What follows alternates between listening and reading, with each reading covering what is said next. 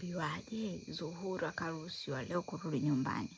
Diamond akamwambia, kabla hujaenda kwako tupitie kwa mama Madale akamuone mtoto. Sawa kwenda pale Zuhura kumuongelesha mama Diamond.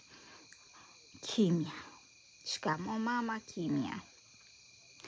Nimekuletea mke mwenzio, una chako sijui ni naye, unajua utani Zuchu anajimaliza maneno.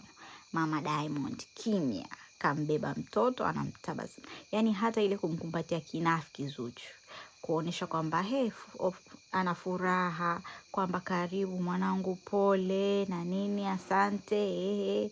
Mama kimya, haja furukuta, haja nini. Yeye alichofanya tu ni kumpokea mjukuu wake.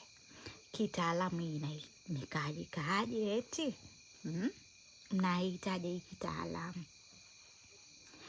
Kwa upande wangu mimi navyoona, Mama Dangote mnamjua, akiamua lake kaliamua.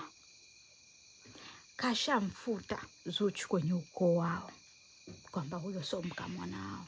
Anachokifanya ni kumpokea Zuchu kwa sababu ya yule mtoto. Huyo mjukuu ndo hana noma naye, ila huyo mama mtu anata mpango naye. Ndo kinachoendelea. Au nyewe ambea mnaonaje? Mtu amizane kitaalamu, hiyo imekaaje?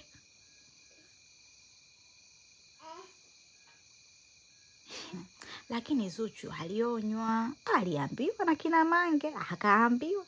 Timu Zuchu wako wapi? Aibu wanaona hao sasa.